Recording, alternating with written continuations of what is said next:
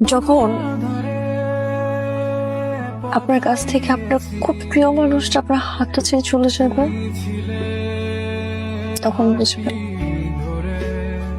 কেমন লাগে।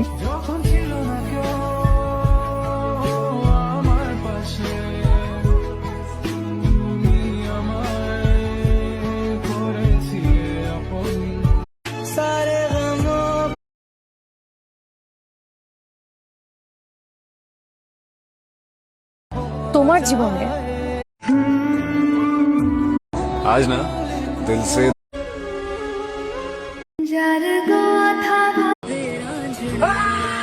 সরকারি চাকরি না পাইলে যদি তোমার এই আনসাকসেসফুল লাইফ বুঝতে দাও আমাকে তোমার জীবনে अच्छी लगने लगी हो।